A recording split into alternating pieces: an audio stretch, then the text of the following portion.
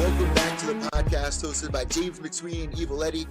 Welcome back. We are actually going to have a great show today because there's so much to talk about. We got James here who's on his way home from the gym, and he actually is going to start the show off with a little bit of fight news. What's going on, James? Everything's okay. As you can see, I'm in the car right now. In Thailand, you have a few different things happen electrically and all sorts. So the Wi-Fi is down in the house, so I'm in to do it in the car. But it's okay. Yeah, so everything's going good. I've got a fight in the works. So we announced it last week, but I had it in the works for kind of a while, but just couldn't announce it just yet.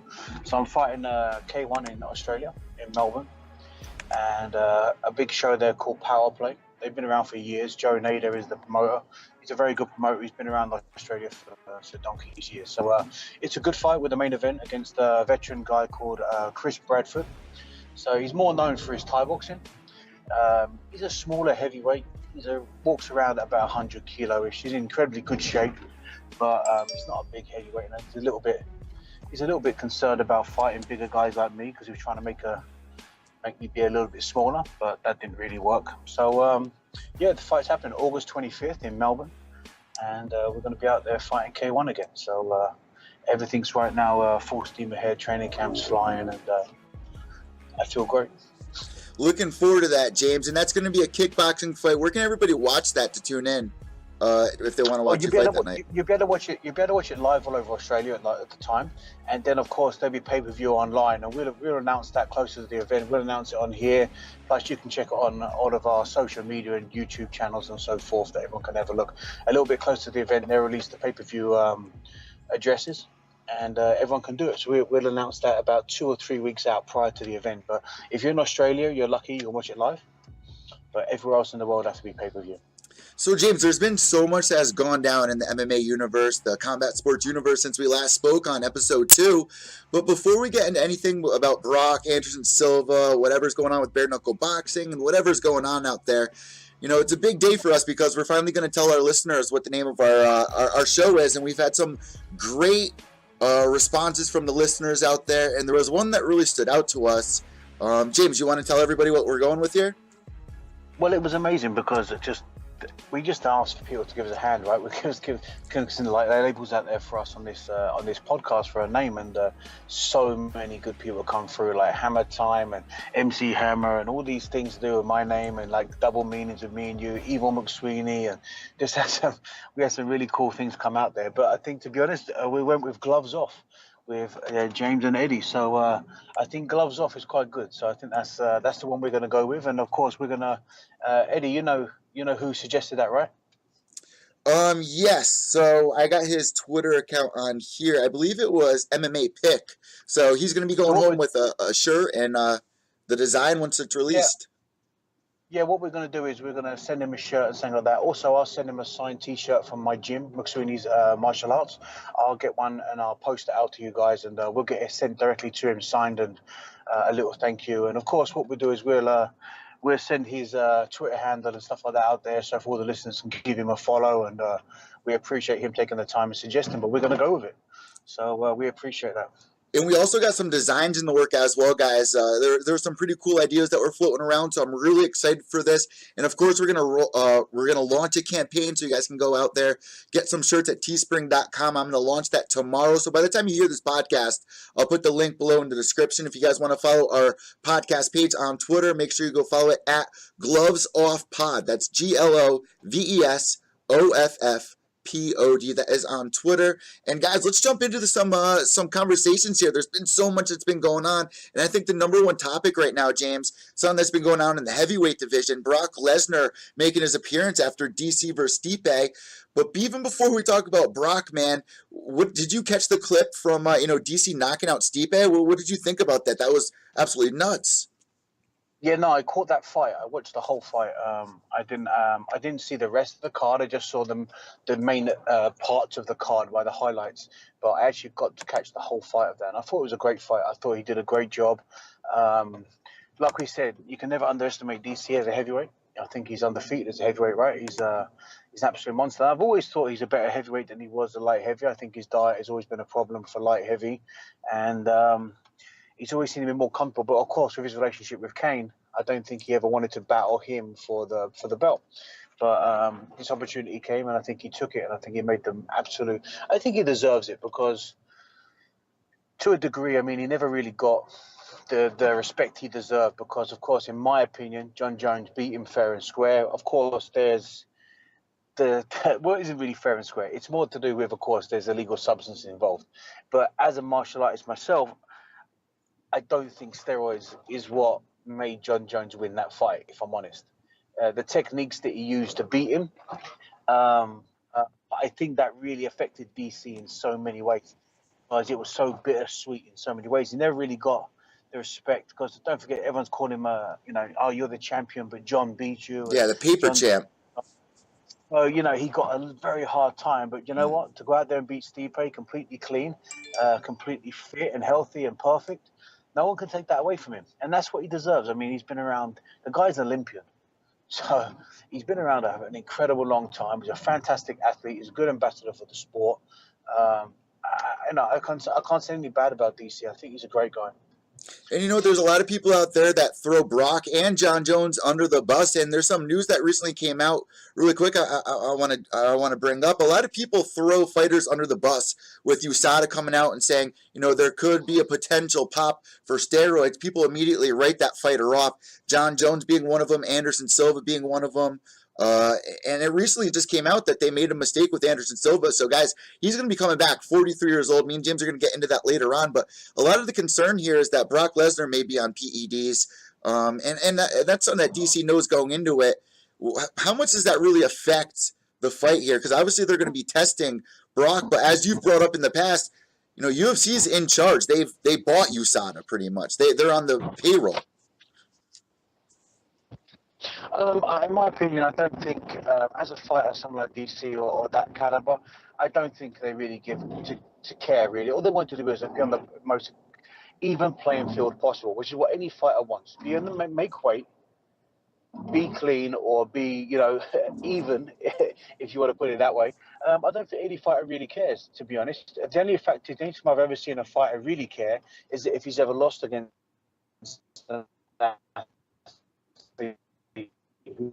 who's on an athlete on PEDs, they don't seem to complain about it. It's only a complaint, of course, when the guy beats you. It's kind of like, maybe a bit of that. It will take place. It'll be way down the line. I think there's much other fights DC would want as a champion before that. I think there's other good fighters coming through that deserve a shot before Brock Lesnar. I mean, no disrespect to Brock, but yeah, he's a massive pay-per-view sellout. But does he deserve a shot? I mean, what is he, 1-5 in his last six fights or something, or 2-4 or something? I mean, he hasn't performed anywhere near where he should be performing to deserve a title shot. And to be out of the game for so long after what he did with Mark Hunt, to think you should walk back in and just, Brock Lesnar's good at what he does. He walks in, causes a massive stir, upsets everybody, and then, of course, everyone wants to fight him, right? So he knows how to promote himself. He's very smart at it. He gets it from the WWE background. He goes out there and upsets.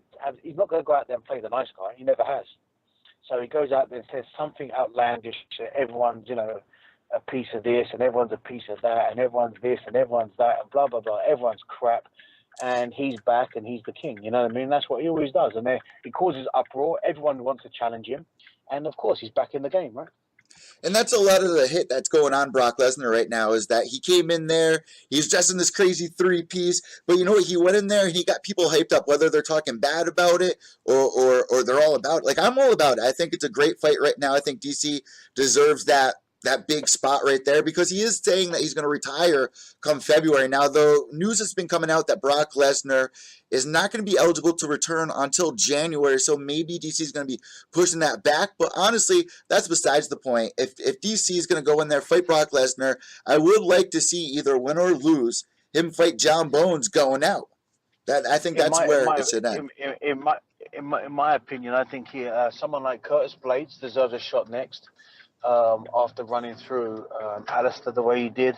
I think there's a couple other fights that I want to see DC fight, like to deserve against the number 2 shot. Actually defend the belt against someone worthy of having the belt. Brock Lesnar's not worthy of having the belt right now, in my opinion. I don't think that he should I don't think he should be think about walking out to have the title shot. I think he should be way, way, way below for that. I think John Jones comes back and deserves a title shot before him. So I think Curtis Blades comes out next and takes a fight against DC. If DC is looking to retire in February, then I think his going out fight should be against John Jones or against maybe Brock Lesnar. If he keeps up his winning streaks and chooses that fight. I mean, now he's champion of 2 divisions. He's going to choose who he wants.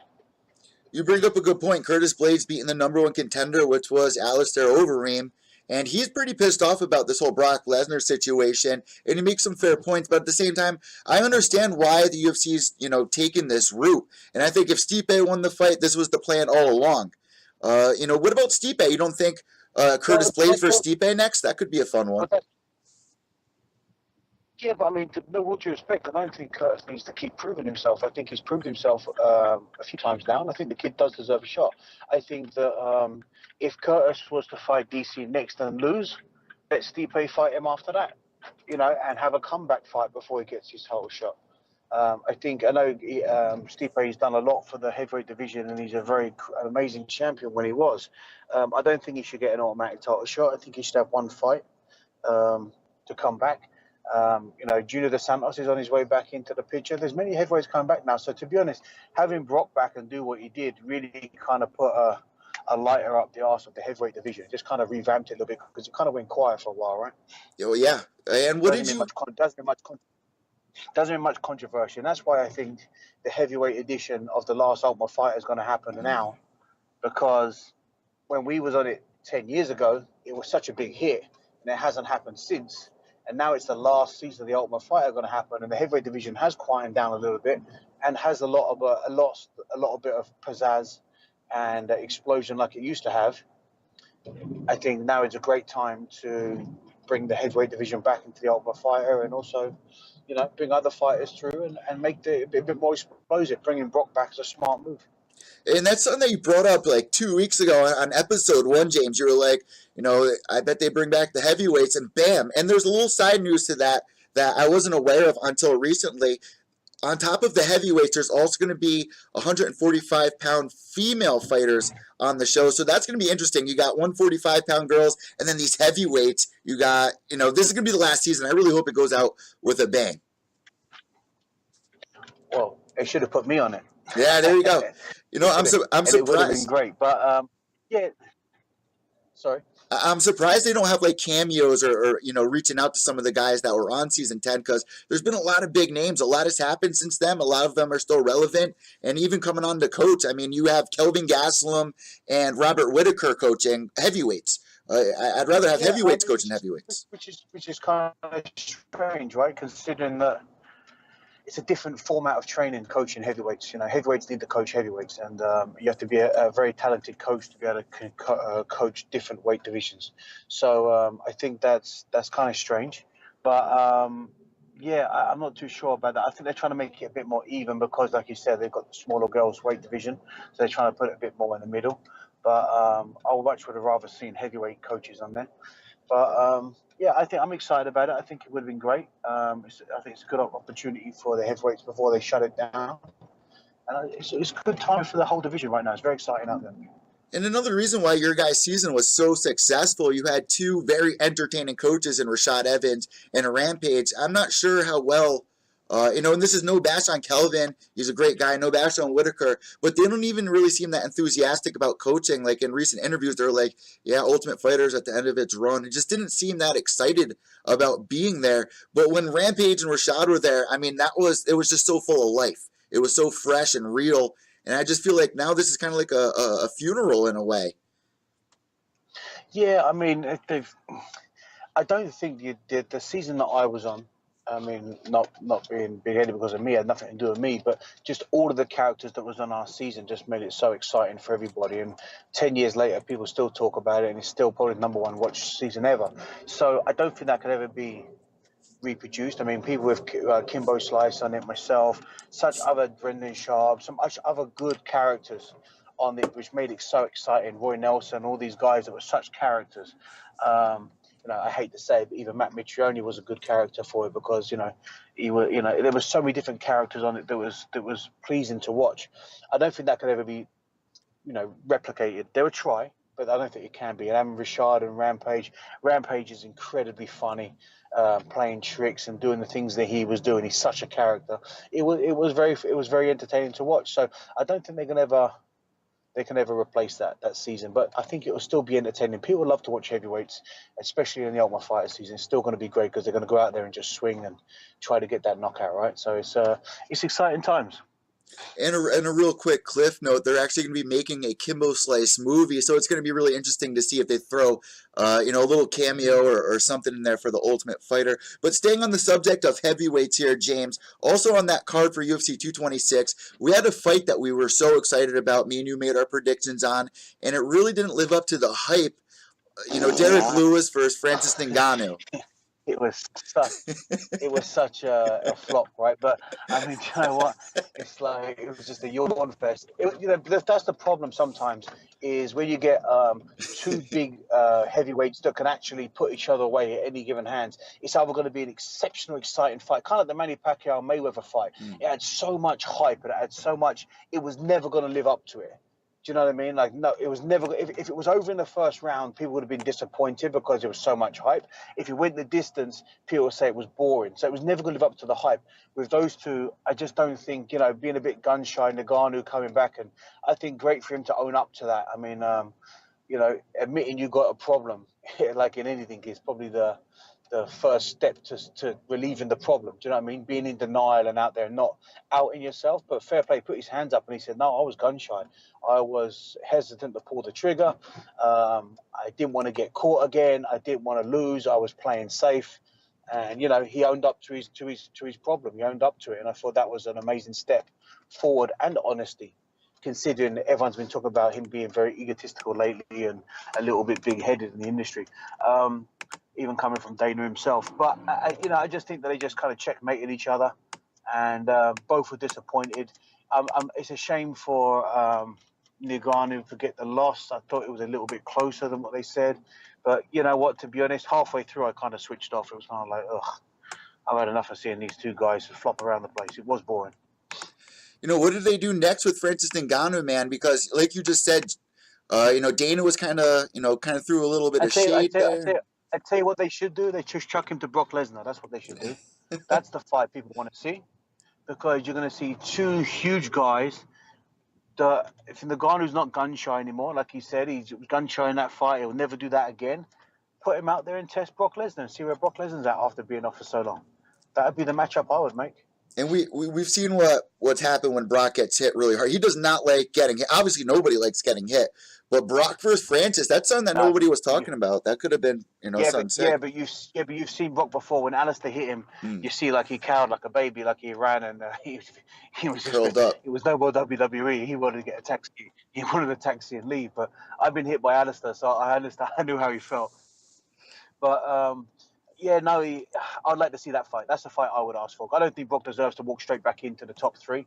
I'm not. He did some great things when he was there previously, but the game has stepped up a great deal since then. I'd like to see him versus Ngannou next. Win or lose, I'd like to see a rematch with Brock and Alistair over him again. That's another fight Brock could walk into and get his rematch with Alistair. Alistair's come off a couple of losses now, and after beating Brock, that's a comeback fight for both of them. A very entertaining fight, good payday for them both. There's a lot of good fights out there right now in the heavyweight division. So it's a perfect timing for Brock to come back, as I said before. But just to chuck him in because he went out there and pushed DC and thinks he can call out and be straight into number one, I think his mouth is writing checks, his arse ain't cashing on that one. I think that's a problem for him. And one of my favorite parts was seeing Rosendo go in there and push Brock. That was a hilarious moment. Everyone was like, "What? Who is this guy?" I was like, "That's Rosendo Sanchez." Brock didn't even turn around. I think he thought it was his wife or something. I don't think he even noticed it. The guy's tiny. Rosendo's good. Yeah, it was funny. Yeah, he's a great guy. Yeah, it's got to give him full respect for that one. So before we leave this subject here, I definitely want to give everyone your take and my take on what should be considered greatest of all time, GOAT. This is something that we hear thrown out there way too much in the last couple of years. When you were coming up, who was GOAT? I mean, there was only one person that holds that title. In my opinion, it was George St. Pierre. And I still believe it to this day because, you know, not only is George a friend of mine, but I've trained with him. His work ethic has been consistent for the past 10 years plus. There's no more of a mixed martial artist in the world than George. You know, he's come out of retirement after, 3 years, 2 years, walked straight in and beat the champion, took the belt back. Every time when he lost before, he come back and won straight away again. George is the epitome of mixed martial artist, in my opinion. He travels the world. He trains with the best coaches in the world. He's dedicated his whole life to being the best athlete he can. And I don't think anyone in the world, pound for pound, is better than George St. Pierre. And he's a great role model on top of all of it. Like, he makes the sport look really good. Yeah, that's what I'm saying. But he doesn't have to make the sport look good. George is just George. Because, I mean, he goes out there and says some freaky stuff sometimes about aliens and all kinds of stuff. So George is just being himself. The fact is, he's a clean-cut, honest, living, good guy. And that's not a role that he's putting on to try and get fans or to try and be a role model. That's just George being George. He's always been the same. I've hung out with him. I've slept in apartments together. We've spent a severe amount of time together in the early stages of being in America, and he's never changed. And 10 years later, I just saw him, a few months ago at my gym over here in Phuket, and he's exactly the same guy he was 10 years ago. You know, he even said he had a bad stomach, and I said, "Oh, you can go to the pharmacy and get some charcoal tablets." And he's like, "Oh, no, I can't take anything because, I won't take the risk." And I was like, "Risk of what? It's just a charcoal tablet, you know." No, because if they comes up with some funny chemical, blah blah blah blah blah, I'm not taking. And that's just George. He's just the most careful. He's 24 hours, 7 days a week, constantly thinking about mixed martial arts and his reputation in the sport. And in my opinion, not only does he just do that outside, but he performs that way when he fights. And I just don't see anyone out there ever being more of a legacy than George. And I'm glad that you brought up George St. Pierre because it's a perfect segue into the next topic that we're going to discuss. Ring rust. Everyone talks about ring rust. Is it real? Is it a myth? And you got people like GSP, coming back and beating, Michael Bisping, who was the current champion. You have people like the Korean Zombie, who was away for 2 years doing his military duty, coming back to beat Dennis Bermudez. And then recently this weekend, Chad Mendes returns after 2 years away from a USADA suspension, comes back, gets a first-round knockout. So, James, what is ring rust? Is ring rust real, or what is this myth? I've only had an experience. I've only been away from the game myself for over a year, so I never really had a belief about ring rust. I always thought if you trained consistently and you continue to spar, not every day and stupid, like once a week and stuff like that, you could keep it at bay. Ring rust, in my opinion, is more if you've been out of the game longer than you've been in it, or if you haven't been in it that long and that you've been in the game for 1 or 2 years and you've had to take a year off. That's half of your fight life out of the sport. And of course, then going back to the big stage and having all the attention and all the rest of it, that can overwhelm you. And it's hard to find your way. But I think experienced guys and more veteran guys don't really suffer ring rust too much. And as you can see by the guys you just mentioned, they've all gone out there and won after significant time off. I mean, my first fight after just over a year, I think it was like 18 months I had off, and I knocked the guy out in the second round. I didn't feel I had any ring rust. So it's completely different perspective. But I think it boils down to the individual and how experienced they are and how they can handle pressure and how they can handle their consistency of training and why they was away. If you've just gone cold turkey and taken a year, I mean, if you see Maidana from boxing, the Mexican Maidana right now, of course, he's like 300 pounds. He used to fight to like 160, 160, out of shape, and he's making a comeback. I think he'll suffer from ring rust because he's clearly, not only has he been out of the sport for a couple of years, but he's just let himself go. He hasn't trained. He's been on a really bad diet. And when he comes back, I think he's going to look terrible. So, yeah, I think that can suffer with guys like that. But if you've been active, consistently training and staying on your game, I don't see that being a problem. Yeah, like Korean Zombie, even though he was away for 2 years, he was in the army. I'm sure he was doing, something to keep his training up to par. And like you said about GSP, the guy is obsessed with mixed Well, martial he's doing arts. his military duty. So he's doing his military duty. So of course he's training. And of course, while he's in the military, I'm sure they allowed him to do mixed martial arts still, and teach striking and teach jiu-jitsu and all this to the other military guys. So yeah, he kept his hand on the pulse. And what about Manny Pacquiao? Didn't he just have, I didn't even realize he had a fight this weekend, or is it coming up, or what's up with Manny Pacquiao? I saw you post No, something.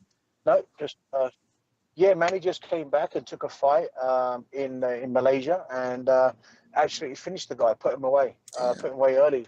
So it's been a long time since we've been Manny put anyone away, and not just win on points. This was the first time. It was a great body shot, and he put him down, and he put him away. It was a great comeback. I thought it was one of the best performances I've seen in Manny Pacquiao for a few years. So same thing. Manny's a fit freak. He's always training. He's always doing something with his basketball, runs, marathons. He's always doing something. So, he's always training. Keep yourself in great physical condition. And I think that's what ring rust comes down to. If you keep your mind active in the fight game, you don't get ring rust. If you disengage and you just completely separate yourself, there's a huge.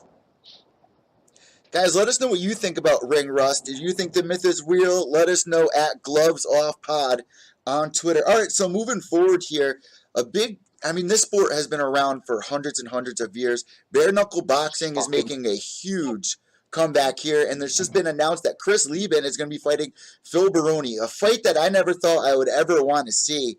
But here it is, bare knuckle boxing. James, is this something that you may be interested in the future? Do you see, some more fighters going over to the BKB?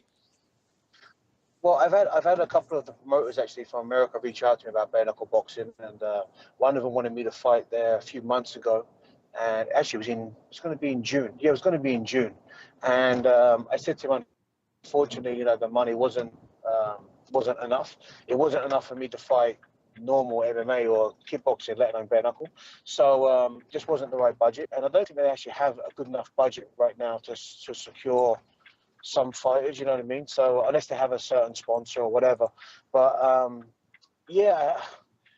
to be honest, I kind of am in two minds about it. Fighters are fighters, and I appreciate they love to fight and go and do what you got to do to make money and all the rest of it, and that's great.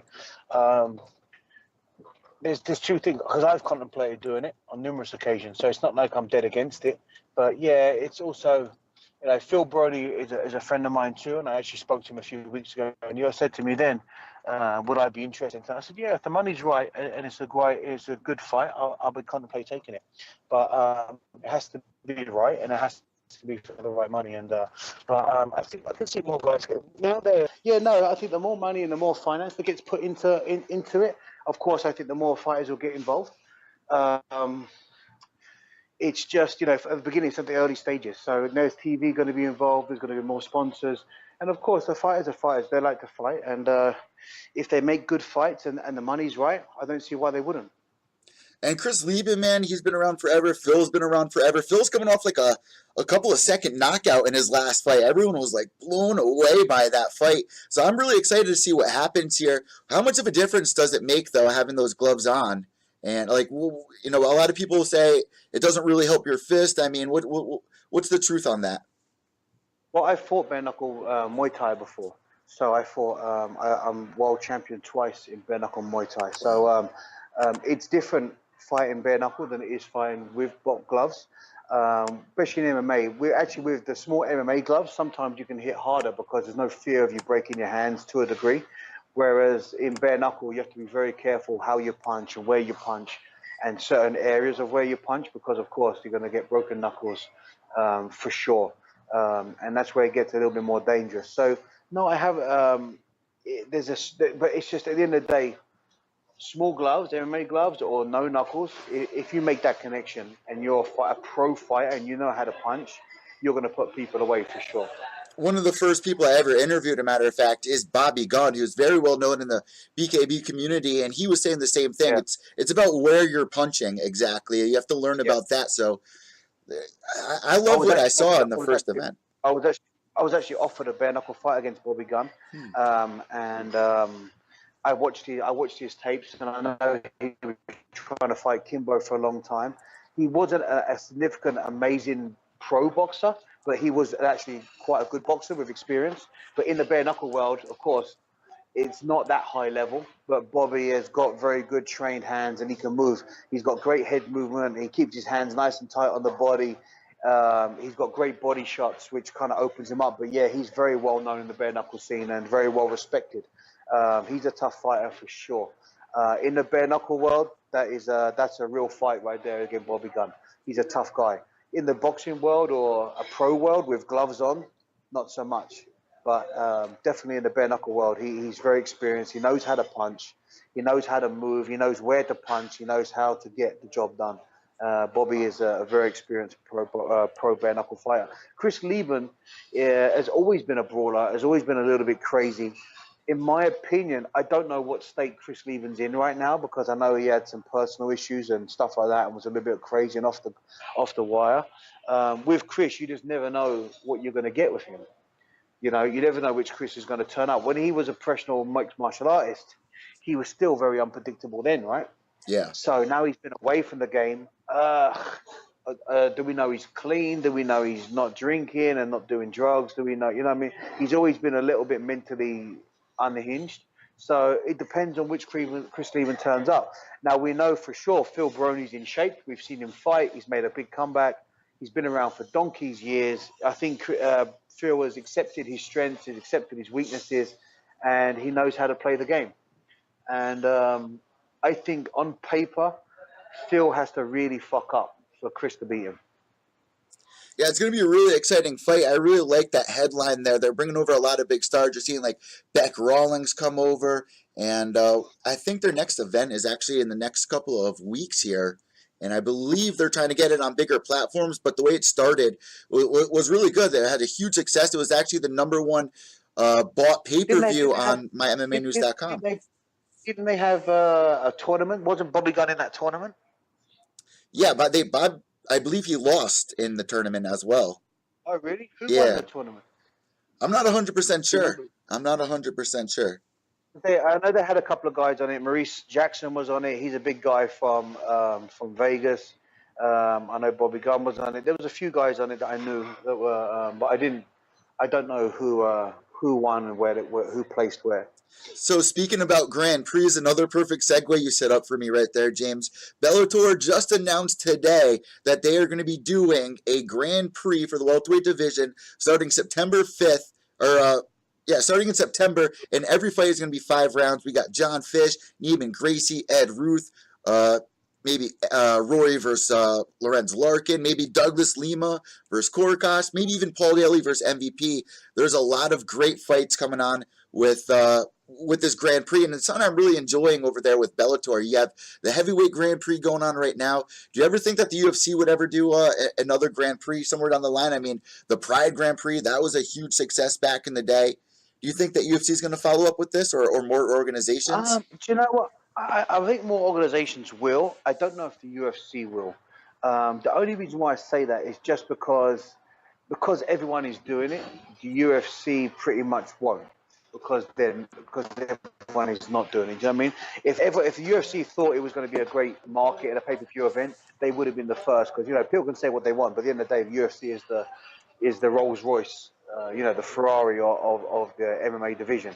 So I think it's great to see, for exciting. You don't know who's going to win, but also don't forget we've also laughed about some of the matchups in these Grand Prix. I mean, like the Bellator one, yeah, it's been some exciting fights, right? But you got a Bellator heavyweight tournament without many heavyweights, and then so it's been a little bit like, yeah, it's a kind of a phase that's out there, and it's exciting. It's fun to watch, but no one's really taking it too seriously. And I think if the UFC do it, it kind of like, I just can't see their ego allowing that to happen. I think they like to be as professional as they possibly can. I think they try to they set the standard of what they're going to do and how they're going to do it. So I think that probably works out best that they just continue. I don't think UFC will go down that road. I can see other corporations doing it. ONE FC, Russian Cage Combat doing it. I can see KSW possibly going down that road. So there's a few people out there that can possibly do it.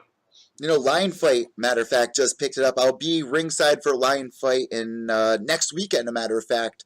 It's not on Access TV anymore. It's going to be on Flow Combat, but they're going to be starting their Grand Prix. They're actually going to be out in France. They're doing like a three event thing. There's going to be France, England, and then over here on the East Coast, Foxwoods on the 28th, I believe. I will double check that in a minute. I mean, I'm going to be there, so I better know the date. But you know what? I mean, nothing really gets me more pumped up than those old Pride days when they had those big tournaments, and it kind of brings that feeling back with this Bellator and maybe even Risen Yeah, somewhere but, down. yeah, You but know that. yeah, but you say that, but Ryzen has the best chance of making it similar to Pride. One Yeah, FC have the same because of the rule sets, but the thing that made it exciting back then was the rule sets, and of course the weight divisions, the open weight tournaments and stuff like that. But when you watch them and you reminisce about the Pride days, and then you watch it, it's never quite the same. It's never, in my opinion, it's like, yeah, it's okay to watch, but it's not, the excitement's just not there. You know what I mean? It's just not the same caliber. It's not the same rule set which made it exciting. It's not the same, one big guy versus a smaller guy, or the rules is completely different. So for me, it just, yeah, it's similar, but it doesn't fulfill the same excitement for me. But everyone has a different taste. I mean, everyone's different. Well, while we're talking about Bellator, another big announcement that came out about them is they're going to be teaming up with Danzin. I believe I'm pronouncing that right, the DAZN. And UFC obviously signing with ESPN Plus. I briefly spoke about this on my podcast the other day. With the pay-per-view model the way it is, people have to pay, $70 every 2 weeks, James. It could be expensive to be an MMA fan this day and age. And if you look at, how the NFL or MLB, even though they're a lot older than mixed martial arts are concerned being televised. It was pretty much free. You're already paying for cable. As long as you have cable, you're able to watch MLB. But the way the ESPN Plus deal and the Danzin deal is working out, it's you're gonna have to be paying $20 a month to watch fights live, and I don't know exactly how I feel about it. I love that they're going to be on ESPN. I think that's going to be able to bring a lot more viewers onto our sport and know what's going on in the world of MMA. But who wants to pay that much money to keep up with both Yeah, UFC and I Bellator? mean, to a degree, I just think that there's only so much money you're going to invest in being a fan. You know what I mean? And it's got to get to a point of where, like, how much can you willingly spend out and put out to it? In the day, this is a sport. This is a passion. We love to watch it. And used to watch it for free. Then it went to pay-per-view, and now it's like going to be a monthly subscription. And it's like, geez, this starts to be a mortgage. This starts to be a car payment. This starts to be is just, it starts to get expensive to be a fan. And, let alone going watching it live, and then let alone, buying this pay-per-view, then watching The Ultimate Fighter, then you're watching this one, then it's getting a lot, and they're making it very difficult. Now, it's getting to the point of where I think that it wouldn't be so bad if the money was going into the actual fighters. Do you know what I mean? You can almost see like, oh, well, you know what, the fighters get extremely great money and they deserve to get paid, so therefore I wouldn't mind investing in it. But it's actually not. The MMA fighters are not actually that well paid for what they do compared to other sports like boxing. And if you watch the pay-per-view of boxing, fighters are getting way more. So if the money was actually going to where we thought it would benefit the fighters, I think people would be more open to paying it. But knowing that the productions are getting it, knowing that the actual foundation, the presidents are getting it, and it's kind of leaves a bitter taste in my mouth. I don't really like it so much, just because I guess I'm a fighter, and I've always felt the fighters are a bit more hard done by in MMA and mixed martial arts and kickboxing and stuff like that. So I felt like they should be getting more money. But yeah, it's getting to the point of where I won't pay for it. I'll put it that way.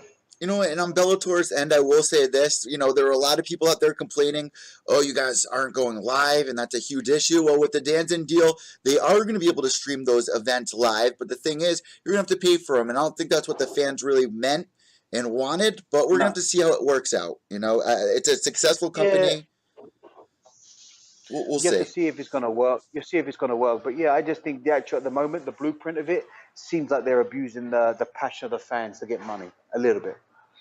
Yeah, they're revamping a lot here in combat sports, and there's a lot of people that are just getting frustrated between that and then the Brock Lesnar whole thing that's going on. There's a lot of people that are getting really Well, frustrated, but the thing is, that, you know, you have to understand that this stuff wasn't like this. Takes you to the Brendan Schaub and Dana White kind of argument. You know, to a degree, this stuff wasn't happening when the Fertittas owned the UFC, and they kept it as professional as they possibly could. And now, of course, it's been sold and the franchise is out there, and it's kind of like all gloves are off. Let's start making these, you know, crazy matches. Let's start being a little bit more dramatic with our entrances. Let's be a little bit more dramatic with our hype, you know. And it's like, well, come on now. Like, we liked it the way it was. We liked it being professional. That's why it was a professional combat sport, and it wasn't an entertainment system, you know. And that's why, to a degree, I think I don't agree with the Dana White and Brendan Schaub argument. I think they should both, you know, calm it down a little bit. And, you know, they're both going at each other, and it's a shame their relationship is the way it is. But on the flip side of that, they both got valid points on some points. But, you know, I don't know why they'll be out there taking digs at each other. It just seems kind of just doesn't represent either one of them very well. and you were there the day they met, right? You were there. I mean, Of was course, there always a weird of vibe course. between the two? No, I felt that they was always okay. I mean, we was always okay. Dana was always cool with us. Um, Brendan's always been his own character. Brendan's a good guy. His heart's in the right place. You know, he's always been.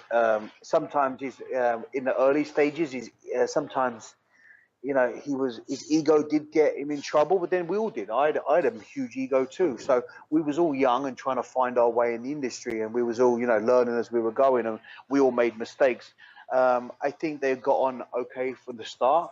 I think their biggest thing was their biggest problem was when the Reebok deal happened, and, you know, Brendan said that he was getting X amount of thousands or hundreds of thousands A of dollars hundred in thousand sponsorship. dollars, yeah, and he proved Yeah, it. well, Dana said, okay, prove it, but, you know, and then whether I don't know if he did or he didn't. I No, don't he know. I did. don't remember that. He did. And then I remember, of course, that caused a lot of conflict. And I think since then, it's always been a battle between the two of them.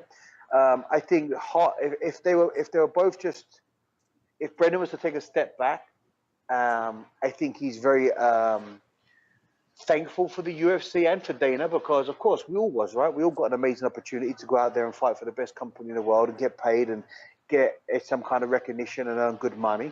And I think Dana's always been quite respectful. Even I just saw him recently out here in Thailand, and he walked straight up, big handshakes, hey James, and he introduced me to his wife. Oh, James was one of our fighters, and talked very highly and very polite, and he was great, and we had a great conversation, and we had a dinner together.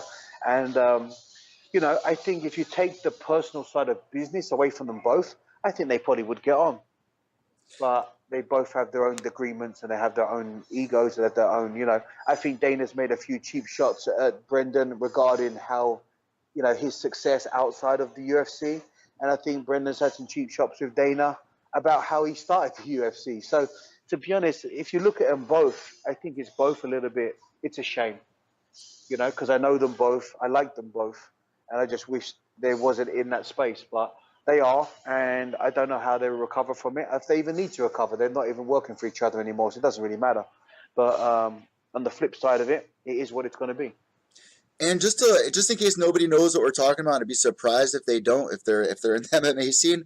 You know, this really started because Big Brown, he was like, there's a lot of guys coming over from kickboxing or Muay Thai, and they're coming to the UFC. And he was referring to Gokhan Saki in his fight against Khalil Roundtree. And, you know, people are saying, you know, they should have the same success over in the UFC, but they're not.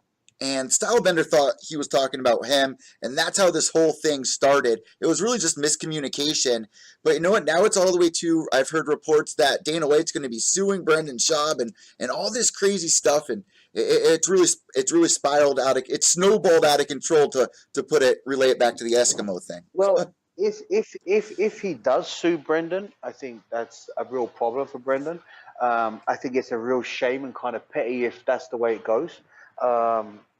But the fact is, to a degree, Brendan has got a right to say what he wants. He has a podcast. He has, you know, in America, you can say whatever you like. Everyone's got free speech. And if that's Brendan's opinion, that's his opinion. And to a degree, I don't think, I know Gokhan very well as well. I've known him for over 18 years. An amazing fighter, huge success as a kickboxer. But then, you know what? I had huge success as a kickboxer, and I went straight into the UFC with no real background. Looking back, it was a huge mistake because I hadn't given the sport the respect it deserves. I hadn't learned all the aspects of the sport, and I was trying to learn at the highest level, and it was almost impossible because it takes a long time to learn jiu-jitsu. It takes a long time to learn wrestling, and it takes a long time to be able to put striking, wrestling, jiu-jitsu all together. And that's the thing that Brendan's relating to. So Brendan come from a boxing background. He had to put that stuff together too, but he was already established in the jiu-jitsu world. He was already a purple belt in jiu-jitsu, I believe, at the time, and was doing jiu-jitsu competitions. So he's a slightly different character. So I understand what he's saying, and I think what he's really saying is Gokhan and people like that have a great chance in this sport. I just don't think they should be able to walk from without having no MMA fights whatsoever and just be able to walk straight into the highest level because he was a name in Japan and they were going to try to use him in Japan. And Big Brown, he was also trying to, put the relationship between, look at where I was compared to where Roy Nelson was at in the finale.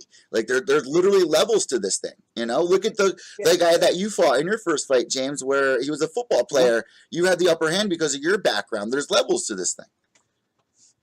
Well, that's the thing. I mean, at the time, I had a very minimal MMA experience, but I'd had over 150 odd kickboxing matches, Thai boxing fights, and it's like this guy had like 8 or 9 MMA fights. So I had 10 times the combat experience that he had had. So if you look at it, there are levels to it. Experience is experience. And of course, Gokhan's had a ton of high level experience in the kickboxing world. But he hasn't even met a good wrestler yet. He hasn't even met a good jiu-jitsu guy yet. And that's where his real test will come. Roundtree was a great fighter and did a great job, and Gokhan just got caught. That's the end of it. Gokhan's first fight, I thought he did good to recover and pull off the victory. He's got great left hook, and he pulled out the victory out. He did look extremely fatigued before that, and he wasn't used to MMA rounds and MMA fatigue. And that comes in time. This is not a knock on the kickboxing world. There's only a few fighters in the world that have stepped back and forth from kickboxing to MMA and made a success.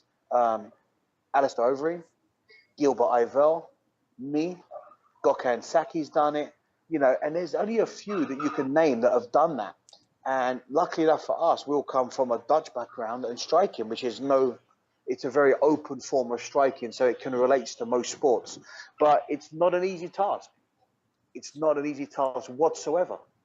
Yeah, Sem Schilt went from K1 to MMA, Pride, and back in, Krokop. There's only a few of them. How many people in the world can you name? You can name a handful, 10 at most. Yeah, you got like 60 kickboxing fights, 30 MMA fights. Like you've dipped your hand in every pot. I mean, 52-7, I believe, is your kickboxing record, man. You're definitely one of the guys. Yeah, what I'm saying is, and then in Muay Thai, I've had over 160, 158 or something like that. I mean, so it's it's over 200 fights in total. So it's very difficult to jump back and forth. I mean, I just fought in May. I had a world title fight on the 19th of May in Sweden, which was Saturday night. On Sunday, I flew straight to Bangkok, arrived on Monday, and fought at Lumpini Stadium for a world title in Lumpini. So going from 2 realms in 3 days. It's very, very difficult to adjust. You have to be very experienced. I went the distance in both fights and split decisions. And it's very difficult. People don't understand how hard it is to compete at that high level, and especially in 2 different striking or different realms that are so far. It's really difficult thing to do. And you have to have a lot of experience. And I think that's what Brendan's trying to say. He's not trying to put down Gokhan or put down the UFC or anyone else. He's just trying to say, Brendan is probably saying, hey, I wouldn't think about jumping into the K1 tomorrow. Why do you think you can go from K1 to MMA tomorrow? Which is, I think, is an honest thing. I mean, I think that's very honest. Maybe his delivery just wasn't the best. What do you guys out there think about this? Let us know at Gloves Off Pod on Twitter.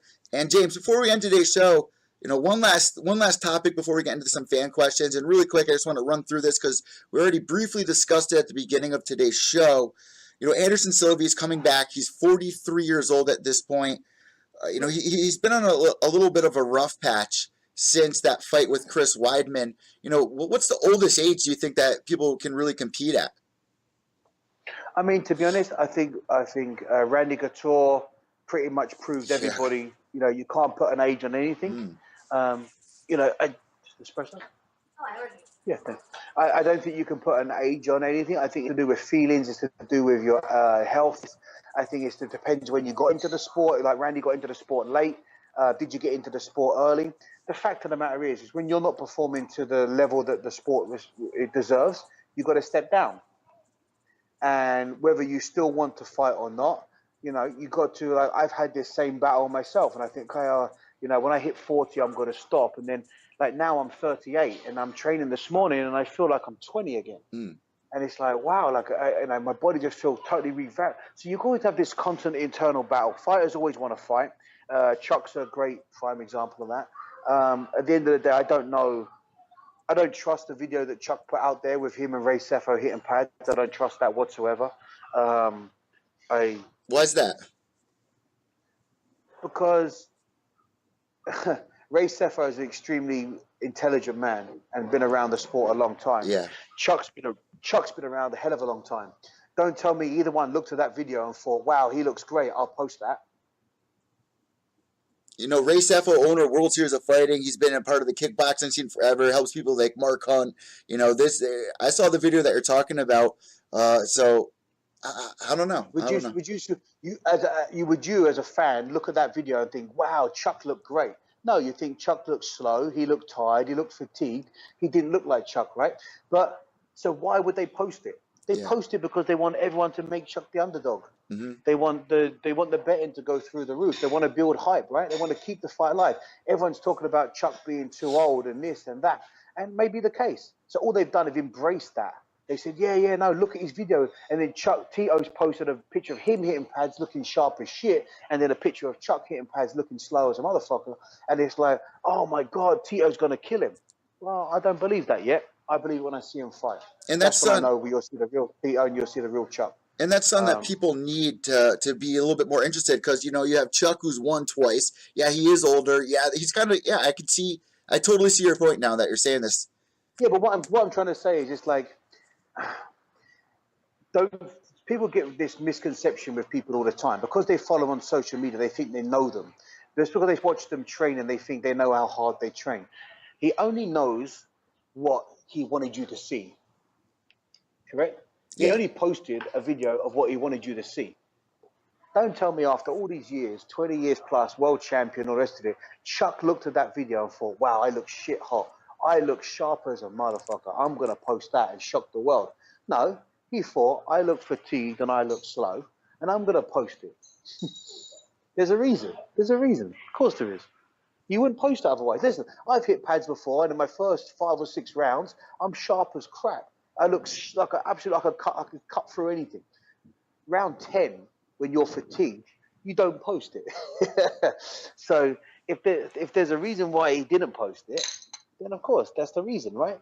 He posted a slow-ass video for the reason of he wanted everyone to think and embrace the fact that he was old and he was slow and he's too old for the game. I don't believe it. Guys, let us know what you think about this. Yeah, it was a really weird video. You see Ray Sefo in there, and don't fall for the trap. Don't fall for the trap. That's all I give people. Don't fall for the trap. When people post something out there that you're like, wow, that's terrible. People's ego don't post terrible shit unless they want you to see terrible shit and think bad of them. I'll never say anything bad about Ray, because I actually did my very first live in-person interview with Ray Sefo, and he was such a good guy. He stayed calm with me. I've known Ray for over 20 years. Ray's a smart, intelligent, he's a businessman, accomplished fighter, businessman, and coach. He's been at it. He knows when someone looks good. He knows how to train people. He knows what he's doing. That video was posted for a reason. That's it. Take it as you want. No one wants anyone to be out there and look slow. There's a reason why they post that video. Everyone's going to bet on Tito. Okay, great. There's an inside bet somewhere. Or they wanted all the hype and the pay-per-view to see Chuck lose. I will believe who's going to win that fight when I see the first opening minute of that fight. There we go. Let us know what you guys think. Let us know what you guys think at Gloves Off Pod. All right, so this gets us to the last segment of our show here, James. Something that we're going to do on every podcast. We have a fan question. We have 2 fan questions really quick from Tim Dysard, who asks us, hey, James and Evil Ed, how do you guys start your mornings? So, James, I'm going to have you start this one. I start my morning. Every morning I'm up at 5:30. I go downstairs. I get my breakfast ready. I'm a creature of habit. Like I'm almost a bit obsessive. I have my oats in the morning with my chocolate protein and my honey. I have a Barocca with my cod liver oil and my multivitamins. And then I usually sit and watch something on YouTube or watch on TV while I have my breakfast. I have a lemon water and an espresso. I'm out the door and I'm at the gym by 7. That is exactly every day. I cook my daughter breakfast because she wakes up at 6:30. I give her a waffles. I sit there for 5 minutes and watch cartoons, and then I'm out the door straight to work. Every single morning like clockwork. I mean, you're actually pretty lucky right now. You're recording this, and I don't know what time people are listening to this, but right now it's 12:32 a.m. here on the East Coast, and you are 11 hours ahead. This is where I'm sitting right now. I'll give you guys, this is where I'm sitting right now, just where I'm doing my podcast. So you can see how my life is. Let me just turn this camera. Oh, there you go. That's how terrible. I'm in the office talking to you guys, looking out at the ocean and my pool. Wow. So it's a tough day today. I just finished training, and now I'm home, back just to relax and take care of business with you guys. So yes, it's a tough life in Thailand. You know, you're always constantly busy over there, man. You got to watch out for all those snakes and everything, but that just looks like you look like you're in paradise there, man. Yeah, man, it's beautiful. It's always nice. But you know what? You know, we train hard. Now it's time to recover and enjoy before I go back tonight. So I spend the time with the family, play in the pool, go to the ocean a little bit. And yeah, it's nice. Oh, and really quick, for anybody out there that's a journalist or media member, a video editor, Mike Swick reached out and he's given up an opportunity of a lifetime out in Thailand for somebody he's going to pay for everything, fly out there, give him the dream job. All you have to do is reach out to Mike Swick on Twitter. He's looking for somebody, a video editor, and he'll fly you out to Thailand. And you know that's a dream come true for somebody out there that's going to hear that. But to answer the Tim Dysard's question, not really, because I know Mike Swick really well, and the way he treated his last video editor, I wouldn't want that job. Because he fucked over his video editor pretty bad out there in Thailand. So his gym ain't too far. It's about 30 minutes, 40 minutes from mine. And his video editor was the actual owner's son, who influenced and put all the money into his company. And he fucked him over pretty bad. Damn. And so now he needs another one. So whoever goes for that job, be careful. Well, there you go. There's the warning label right there from James. And to be honest, I've got to be honest, right? Mike Swick is a piece of shit. There's nothing more you can say about the guy. He's a slimy, two-faced piece of shit. So no one wants that job. That's why he's trying to give it away for free, because no one wants to work for the cop. Oh, wait, so you guys are 30 minutes away from one another out there? Yeah, I know Mike very well. I trained at AKA a little bit when I first come back here a little bit, and he's just a snake. He's just a slimy. His gym is crap. He's got a beautiful facility in the middle of the jungle. It's absolutely stunning, and he just, you know, he doesn't coach. He doesn't teach. He doesn't do anything. He doesn't even come into class.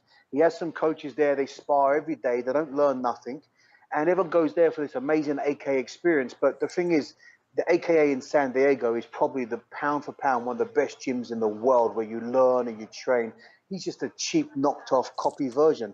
He's like when you come to Thailand and buy a cheap Gucci bag. He's the cheap Gucci bag of the AKA world, and that's Mike Swick's gym. You brought this up on last week's podcast, and I wasn't aware that was Mike Swick's gym. I wasn't even aware of it. Well, it's not his gym, but he likes to tell everyone he is. He got investors and he got people to put money in. They've tried to shut him down 2 or 3 times because they want their money back and he can't afford to pay them.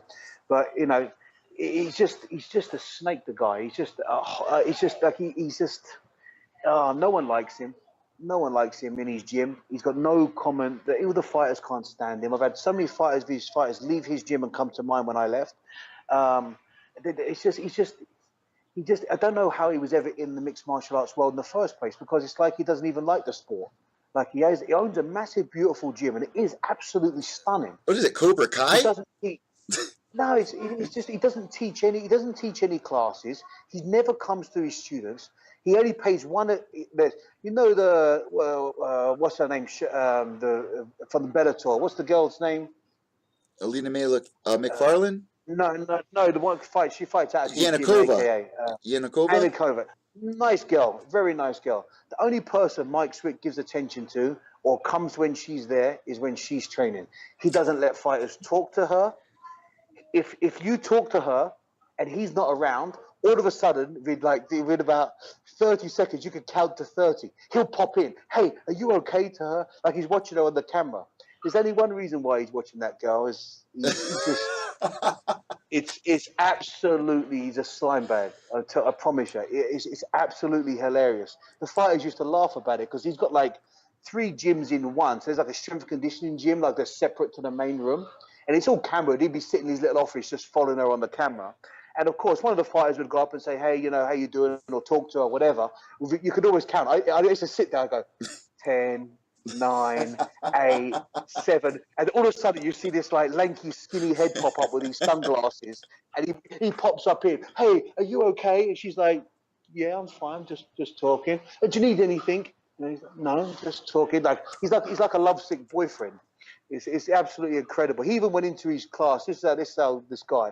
He goes into his gym, and all the fighters are training hard, right? They're all sweating at the end of their session, and he calls a big meeting, and he chastises everybody. It's just 30 fighters, and says, "You guys need to work hard. None of you work hard. The only person who works hard is Yanakova. Look at her sweating. She's the only one that gives me any blood, sweat, and tears in this gym." Could you imagine saying that to all your fighters? Like, are you serious? Like, they're all in there working their ass off, and you go and say something so outlandish as that. It's like putting everybody down and telling everyone they don't work as hard like as a football coach. It's disgusting, yeah, but you can't do that. You can't say that to guys that are working extremely hard, and half the team left. They walked out the next day. They come to my gym. I couldn't believe it when they told me. I said, "Are you serious?" They actually said that. Like, everyone always talks that he's got a big crush on her and he's like stalking the poor girl. But I mean, to actually say it out loud to your team is ridiculous. But yeah, going back off subject. That's if anyone wants the job, there's a reason why people do it for free. If you have to send someone out there and pay someone to come and do it, it's because it's too good to be true. I am so happy I brought this up.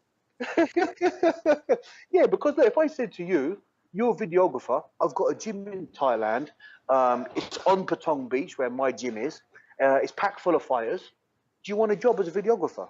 You say, yeah, okay, but why do I need to reach out the other side of the world, pay for your flights, pay for your hotel, pay for your working visa, pay you a salary? You think there's not enough people in Thailand would do that job? Of course there is. There's no one here wants it. Just no one here wants it because everyone knows that he's a piece of shit. James, I'm really happy that I brought that up because I know a lot of people that were actually going to try to apply for it. I saw all the comments on there, and I was even like, if I didn't have this going on, if I didn't have this and that, maybe I would take it. And I'm glad somebody needed to say something. If you wanted to, I'd bring you to my gym. But the fact of the matter is, when something's too good to be true, forget what I personally feel about him. If something's too good to be true, 9 times out of 10 it's too good to be true, right? There's a reason.